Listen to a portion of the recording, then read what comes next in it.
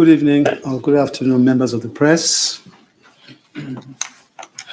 The Monetary Policy Committee, MPC, of the Central Bank of Nigeria, CBN, held its 300th meeting on the 19th and 20th of May 2025. The committee reviewed developments in the global and domestic economies, including the risks to the outlook. All 12 members of the committee were in attendance. Decisions of the MPC. The committee was unanimous in its decision to hold policy and thus decided as follows. 1, retain the MPR at 27.50%. 2, retain the asymmetric corridor around the MPR at plus 500 to minus 100 basis points. 3, retain the cash reserve ratio of deposit money banks at 50% and merchant banks at 16%. 4, retain the liquidity ratio at 30%. Considerations. The MPC noted the relative improvements in some key macroeconomic indicators, which are expected to support the overall moderation in prices in the near to medium term.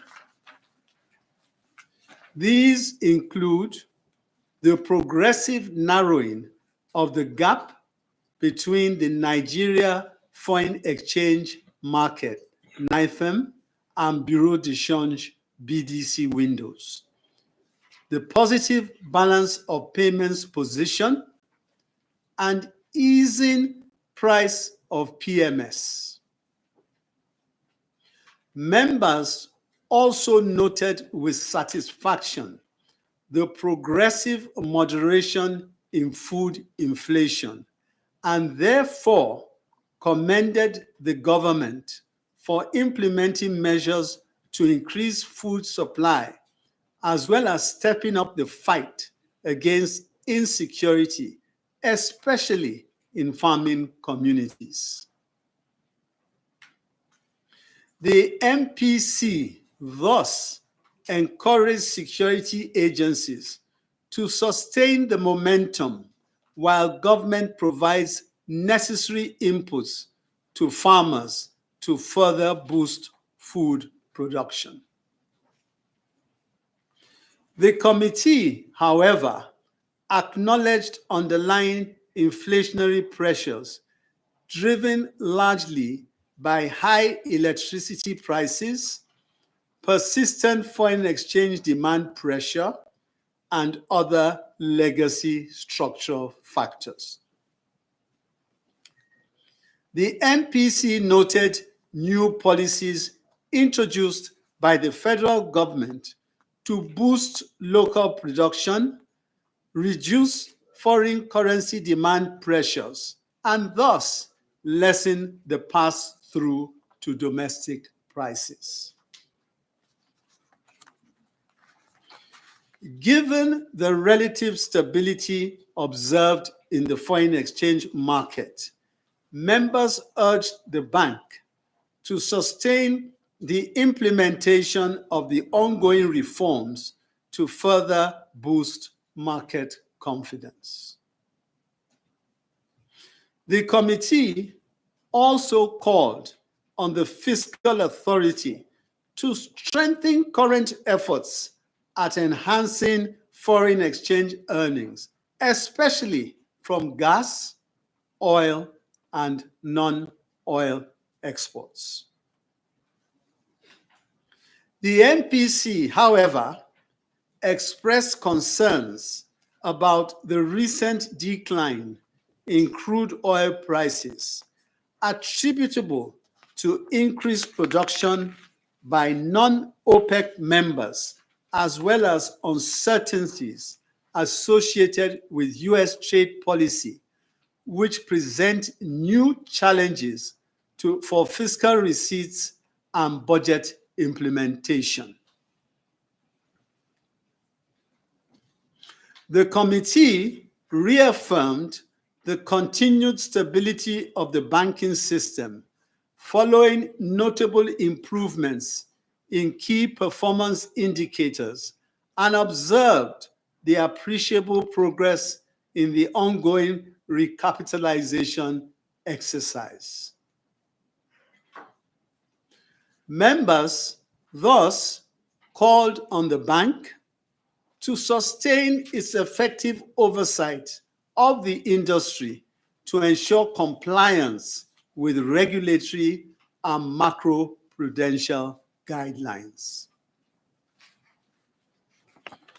On the strength of these considerations and driven by the continued uncertain policy environment exacerbated by ongoing global shocks, members weighed the available policy options and were unanimous in their decision to hold policy to enable a better understanding of near-term developments.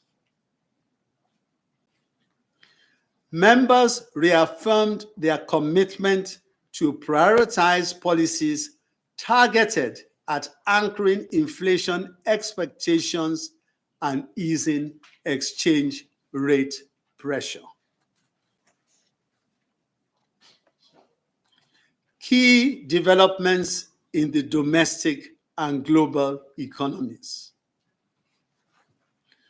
According to the National Bureau of Statistics, NBS, headline inflation year-on-year declined to 23.71% in April 2025, compared with 24.23% in March 2025. On a month-on-month basis, it also declined to 1.86% in April 2025 from 3.9% in the previous month.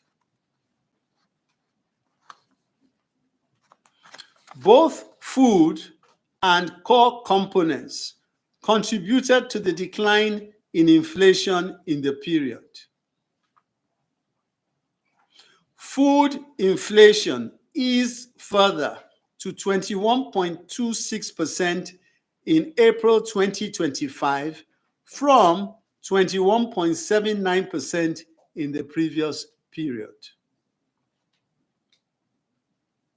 Core inflation also declined to 23.39% in April 2025, compared with 24.43% in March.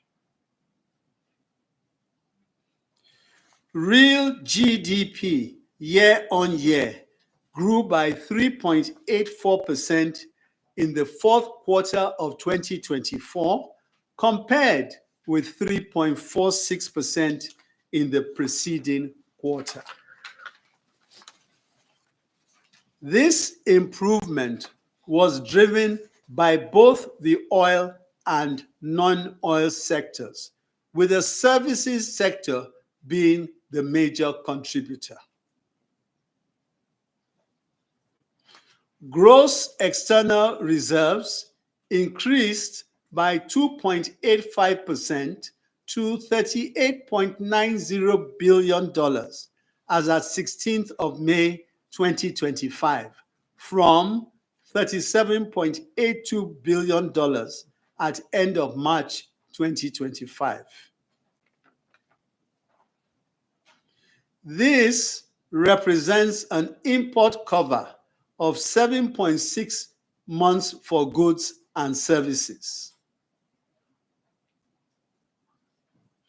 The balance of payments recorded a surplus of $1.10 billion in the fourth quarter of 2024, compared with $4.21 billion in the preceding quarter, on account of moderation in current account surplus.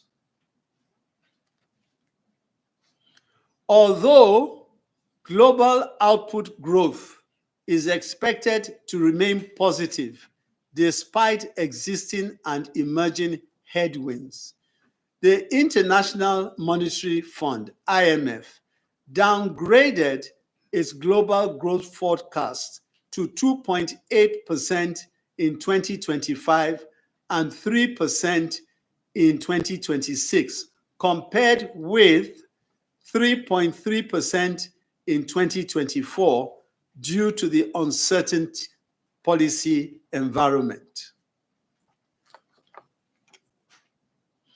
Members were thus unanimous in their resolution to maintain close surveillance of developments in both the domestic and global environments to enable appropriate policy response to emerging shocks.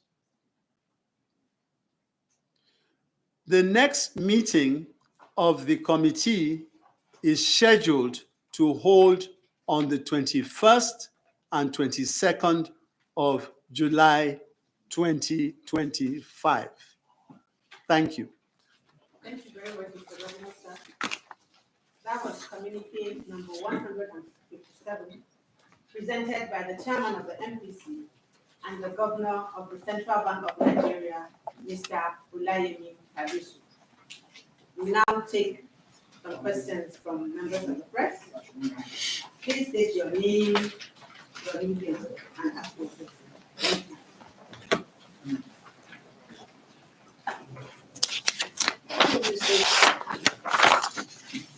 Thank you, Mr. Governor. Good afternoon, members of the MPC. My question is around big players now starting to bet on Nigeria's macroeconomic comeback story. Recent assessments, of course, suggest that the IMF loan paid, World Bank giving a nod to ongoing reforms now. There's also saw, I think, Fitch ratings. We also saw Fitch ratings just, I think, a few weeks ago, boosting Nigeria's outlook from stable to positive. On paper, things are looking up, but inflation keeps biting. We just got a report from NBS, I think it was on Monday or so, that inflation now is at 23.78%, still double digit from 24.23%.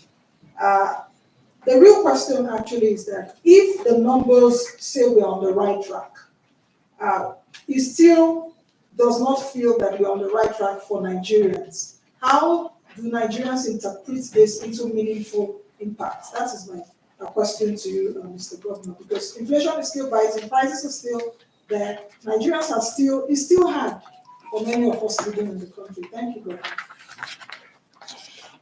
Thank you very much, Nancy. First of all, let me make the comment that the Fitch upgrade is particularly important because it was coming at a time where there were global economic headwinds and shocks, and there was a lot of uncertainty. So it's important for us to realize that in spite of all that, there was a move by Fitch to upgrade. And I think that is a very, very positive signal. It's a very, very positive measure. Now, in terms of how this whole macroeconomic fundamentals are playing out, in spite of the fact, like you said, there have been positive endorsements from all kinds of bodies that make it a point of duty to observe and critique the moves that various countries are making to ensure they have stability in their economies. And your question basically is, well, that may seem positive, but how does that translate to getting the feeling that things are better? Now, I think it's important to say that investors, and let's face it, without investments, economies don't grow. Investors don't go to where there's instability. So I think that is the first thing to understand. On the journey, and this is a journey, investors don't go out to invest to lose money. They go out to invest because there's stability in an economy and they can plan. With that stability comes confidence. With confidence comes investment. And with investment comes growth and output. I think that's definitely the trajectory that you will find in all countries of the world. We obviously have been through a long period of instability. And I think that clearly what is being recognized is that the Nigerian economy is now stable and there's interest in those who want to invest to now invest. Clearly, the inflation numbers themselves speak for themselves, and I've discussed that here, I've mentioned that here, they speak for themselves. The overall trajectory is in the right direction. Not one particular aspect of managing the economy is a bullet that will solve all the problems. It isn't. It's a multiplicity of different endeavors.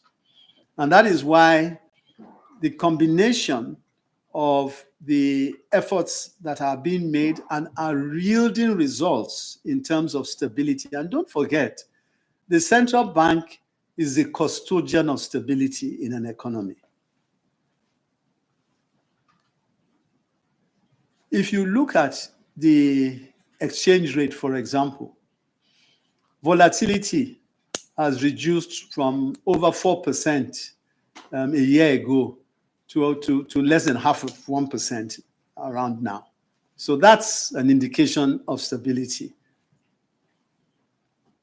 And with the increasing collaboration between the fiscal and the monetary side, definitely the journey that we are going through will begin to yield greater results as time goes on. I have no doubt about that.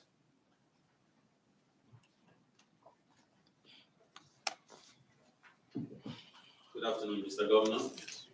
My name is Nduka Chej of the Nation newspaper. I have 3 questions for you quickly. 1, Nigeria recorded a 6.83 billion naira balance of payments surplus in 2024 from the result released recently. This signals a renewed economic momentum. But with the rising global risk and threat of external shock, how is the CBN assessing the sustainability of this surplus? That is 1. 2, with external reserve rising from $36.6 billion in 2023 to $38.8 billion in 2024, how does this strong reserve position enhance the bank's ability to stabilize the FX market in the face of ongoing global uncertainty? And then thirdly, you've seen currency depreciation following the global response to the US Liberation Day tariff. How are you preparing Nigeria for the resilience amidst heightened global uncertainty? Thank you.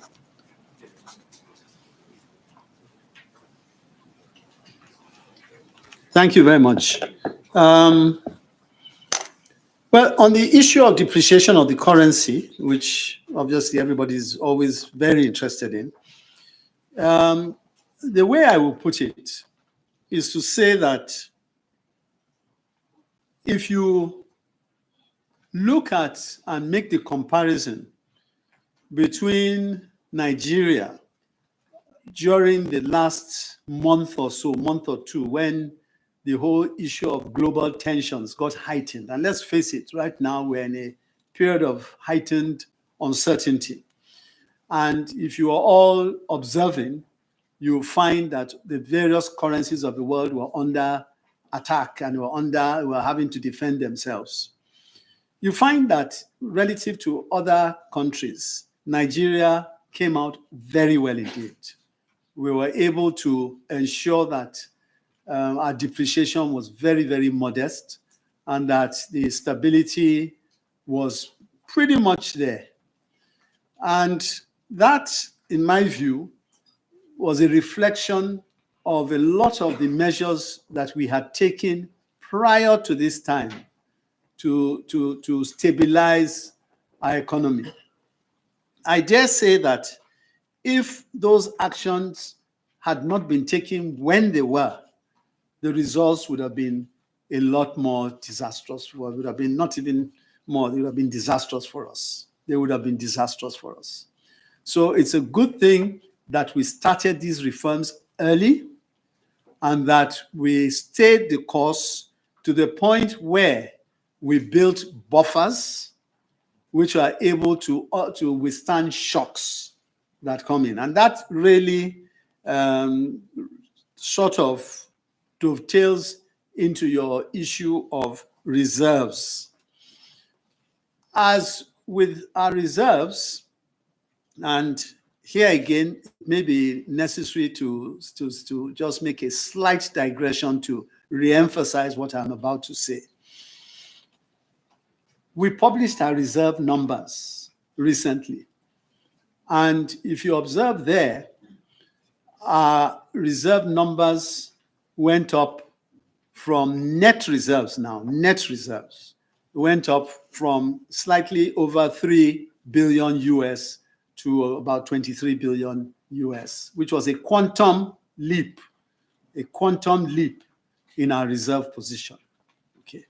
Again, I would say that all these are happening as a result of transparency in process,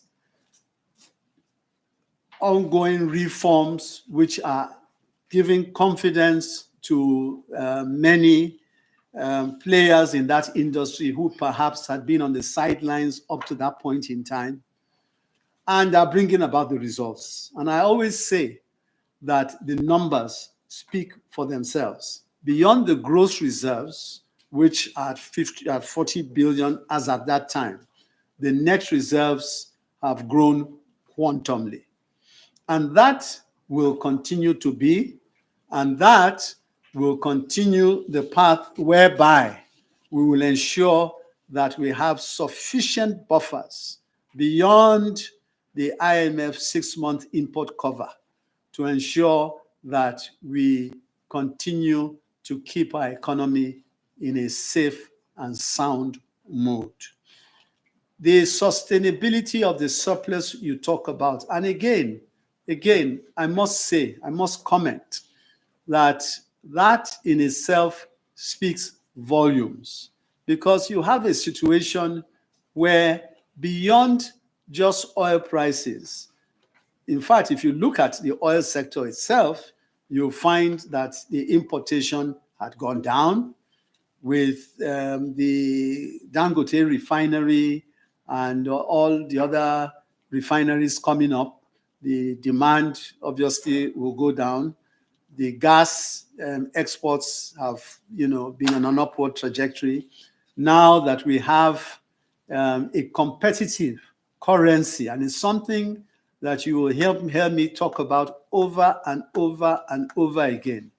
Our currency now is more competitive. So this should encourage exports. And indeed, for us as Nigeria and Nigerian businessmen, the opportunity to extend that dragnet into our sub-region is also an enormous opportunity now that we have such a competitive currency.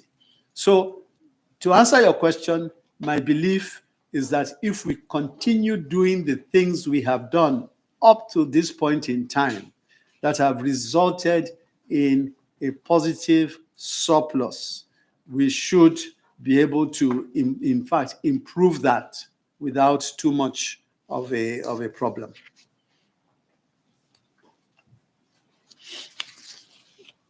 Mr. Governor, sir, members of the MPC, my name is Sarah Chino, Channels TV.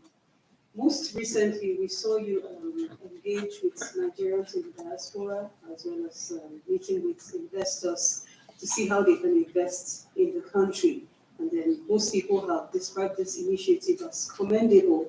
But the question is, how do you hope to sustain this momentum and then restore confidence, especially with a budget that's been described by many as unrealistic?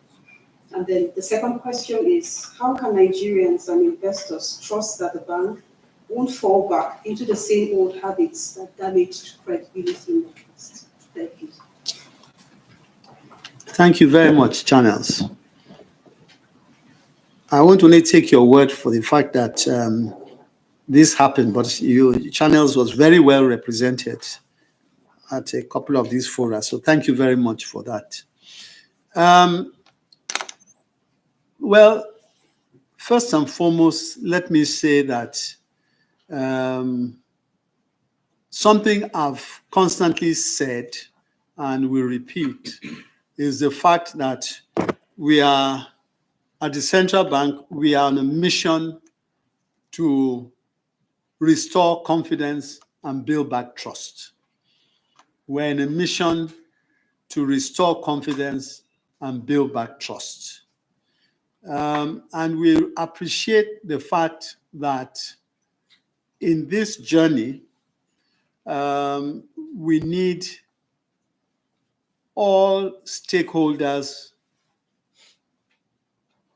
to find that they are dealing with a central bank that will not disappoint. And that is the reason why some of the things we did and we have done up to this point in time, it may seem like nothing, but it's a big deal. For example, when we talk about publishing our net reserves figure and doing it, there's a reason why these things happen. People have to know that when the central bank says it is going to do something, it does it.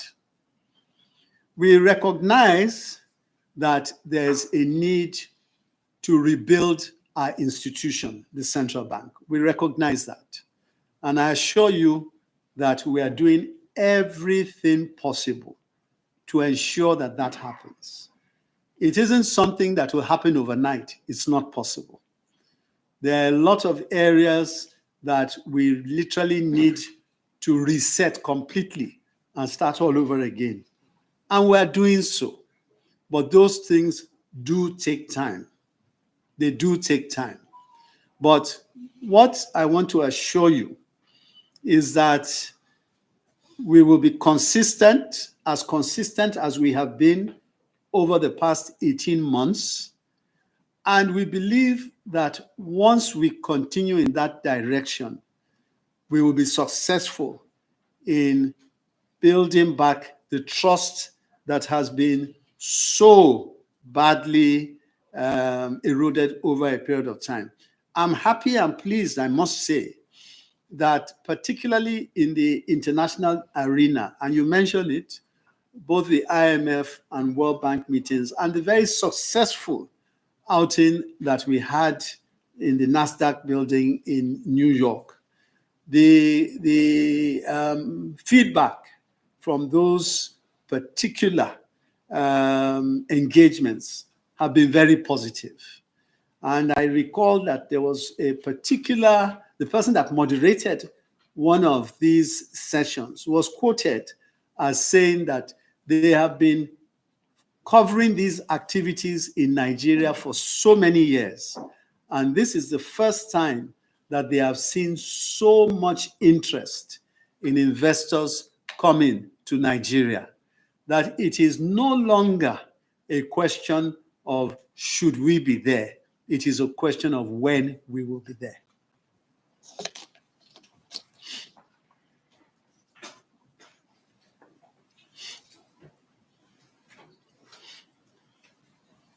Good afternoon, Mr. Governor. Good afternoon, committee members. My name is Mustafa MPC. Well, recently the central bank has announced major changes to documentation requirements for Pan-African payment system transactions in Nigeria. My question is, what prompted this decision, and what impact do you expect to have on cross-border border trade? Thank you very much, Musa. Let me first say that, because you said your question is one of your questions is what prompted this decision. And I want to say, for the avoidance of doubt, that this is something that has been long time coming. It should have come earlier. But in any case, be that as it may, it couldn't be coming at a better time. And the reason is as follows.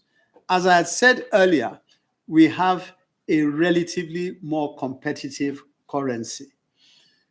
There's already a lot of trading that takes place, especially in the sub-region. Okay, a lot of trading takes place there. And much of what you find is that those who trade in that route are subjected to enormous risks. Doing it with a payment system that is secure and safe will eliminate those risks. You know, one of the outcomes of the discussions we held at the spring meetings and also in New York was obviously the concern with respect to tariffs and the impact that tariffs have on economies. And increasingly, the discussion started to come up that various countries should see means of collaborating, okay, amongst themselves, particularly on a regional level. So I believe that having a payment system that is safe, secure, and can be relied on is a step in that direction. It will automatically put people who up to this point in time, as I said, had used risky means, moving physical cash from one place to the other, that's all gone. And I realize also that sometimes it takes a while for people to test these systems and to have confidence in them, which is understandable. But I just want to say that, you know, they don't have to.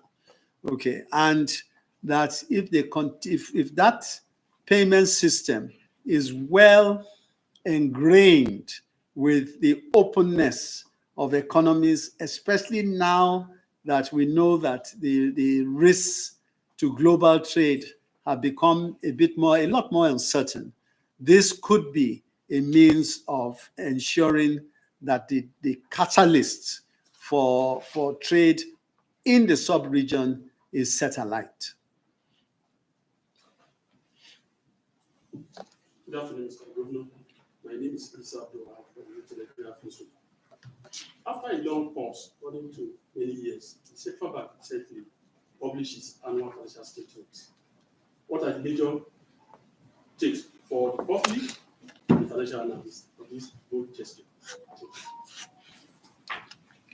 Thank you very much, Abdul.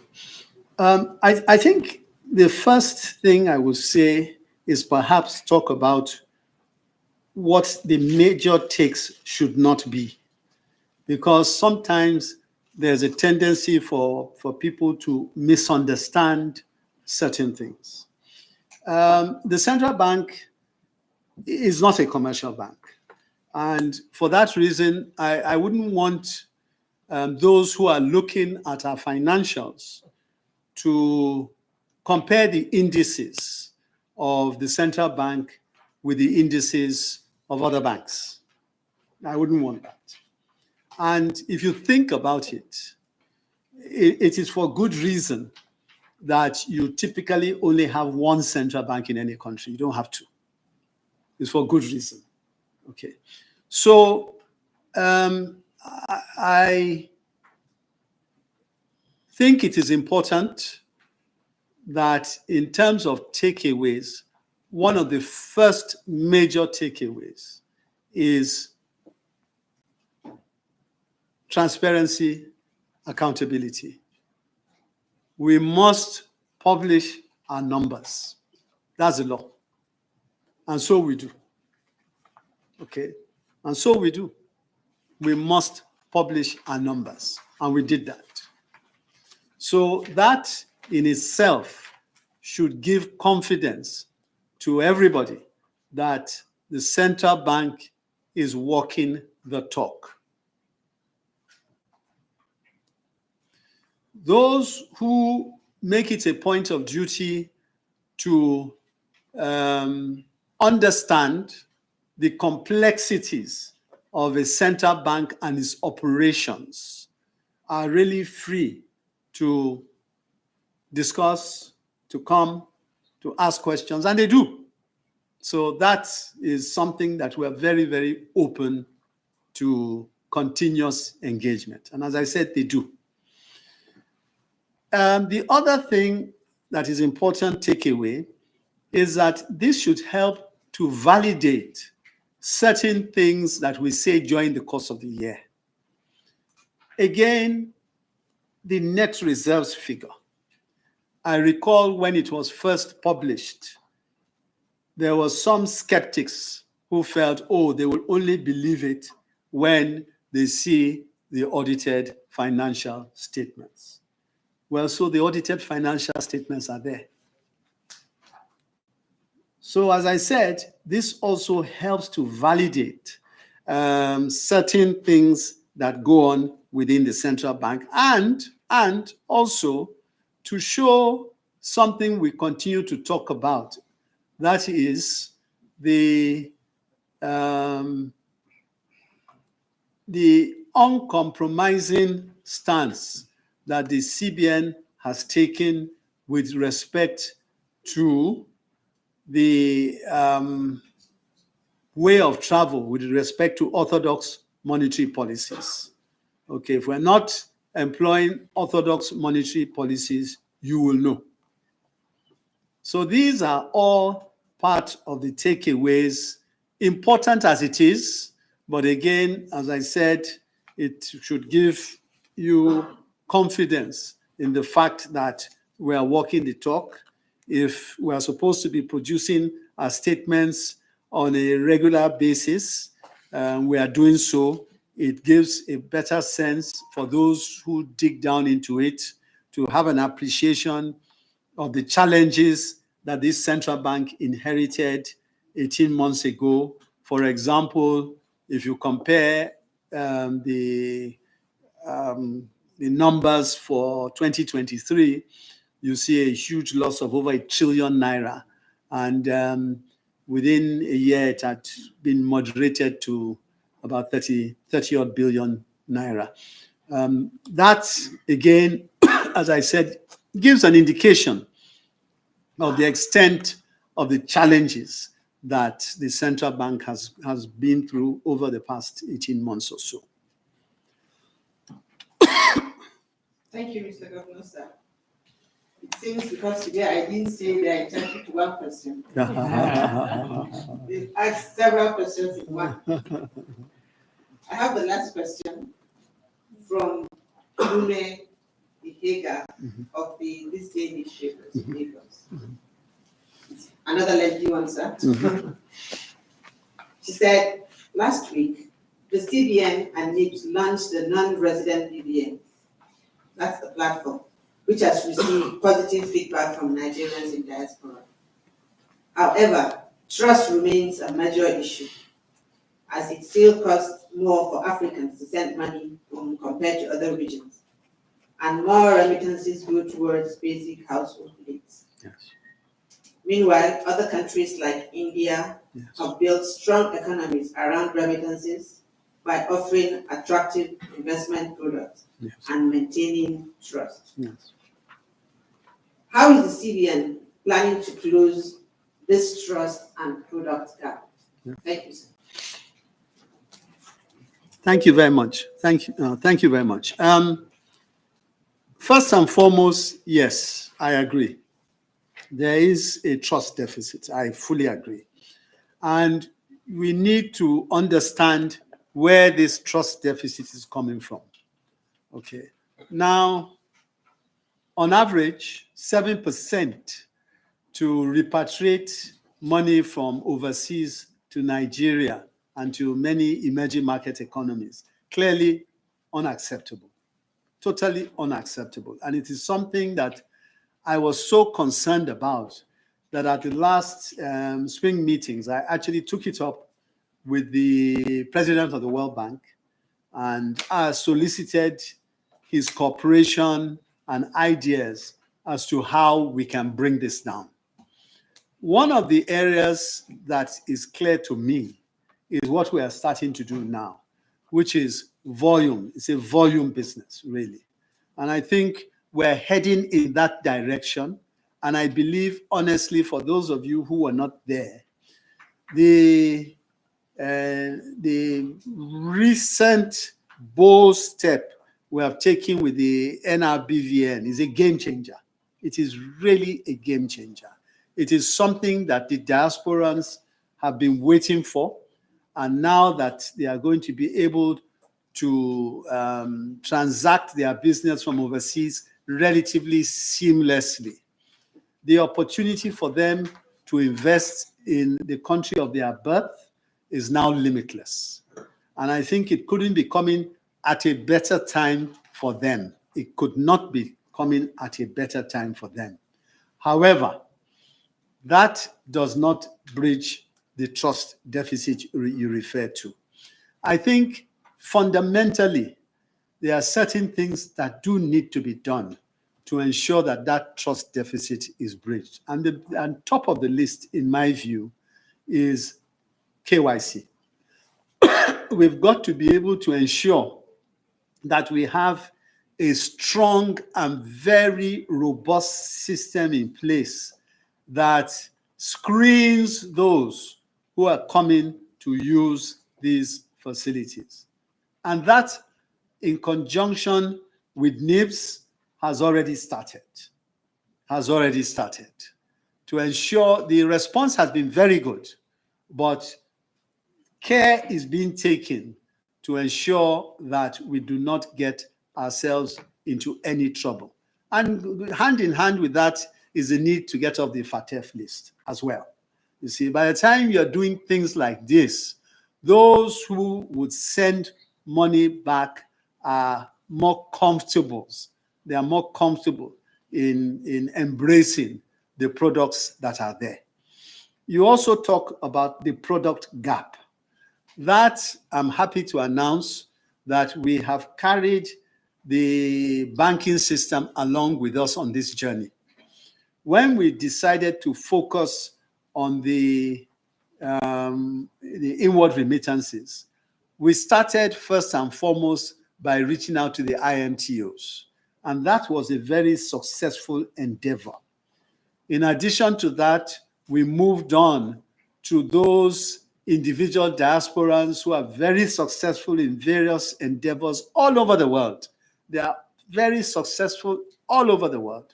Reached out to them, understood what the issues were, understood what the bottlenecks were, and we went back, sharpened our pencils, got the banks involved with us. And some of you may remember that the previous annual meetings, we had an engagement where the banks were taken along with us in Houston, Texas.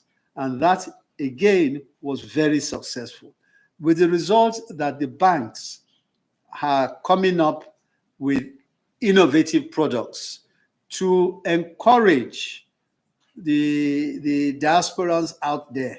And in fairness to the banks, in fairness to them, many of them have wanted to do this for some time. I guess there were bottlenecks in between that prevented them from embracing this particular opportunity. Many of them have wanted to do this. So now that that has been cleared, they themselves are committed to ensuring that they can put out products that will suit the diaspora in the way they want. I want to close in saying something on this particular question you've asked. I want to close by saying something. Number one is that we have a target of $1 billion a month of getting inflows from that segment of $1 billion a month. It may seem like a tall order, but it isn't. And I remember when we first engaged on this discussion, people laughed and thought that nothing was possible. And we went from 200 odd to about 600 million US peaking at one point in time in the month. Okay, so this is the Nigerian spirit at work. There's nothing that will stop us from getting there and even exceeding that.